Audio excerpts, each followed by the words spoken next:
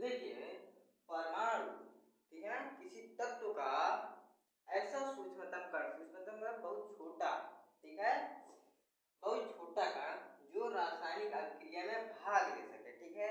अब रासायनिक अभिक्रिया में भाग, रासायनिक अभिक्रिया देखिए क्या होती है। जैसे मान लीजिए जल में हम रासायनिक अभिक्रिया करते हैं, जैसे देखिए ये आता है ना कुछ सूत्र इसी प्रकार बनता है,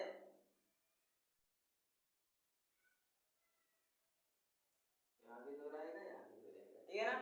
तो कुछ इसी प्रकार बनता है, हम इसको आप बाद में समझाएंगे, पहले मोटा मोटा थोड़ा समझते हैं। देखिए कुछ इसी प्रकार रहता है, ये दोनों भाग लेते हैं, इसी अभिक्रिया को हम लोग क्या कहते हैं, रासायनिक अभिक्रिया, ठीक है ना। ये जो दो भाग ले रहे हैं इसी को हम लोग तत्व कहते हैं, ठीक है ना।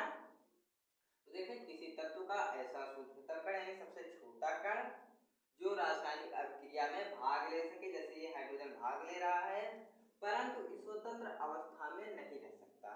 स्वतंत्र मतलब अकेले न, मतलब अकेले स्थिर नहीं रह सकता। वह जब परमाणु बनाता है तो वह दो हो जाते हैं, जैसे हाइड्रोजन दो है ना, दो गए है ना, तो ऐसे ही जो हाइड्रोजन है परमाणु है तो यह दो हो जाते हैं। तो इसलिए परंतु स्वतंत्र अवस्था में नहीं रह सकता, ठीक है ना। उस तत्व का परमाणु कहलाता है, एटम कहलाता है उस तत्व का। जैसे ये हाइड्रोजन है तो हाइड्रोजन में जो तत्व है यानी परमाणु है उसी का परमाणु कहलाता है, ठीक है ना।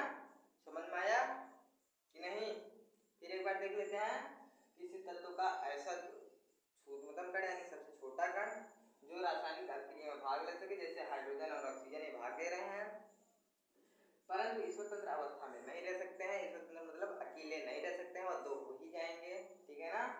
वो उस तत्व का परमाणु कहलाता है। बस इतना सा समझना था, ठीक है ना। हाँ, तो यह रहा परमाणु, एटम। तो इसका एक स्क्रीनशॉट ले लीजिए।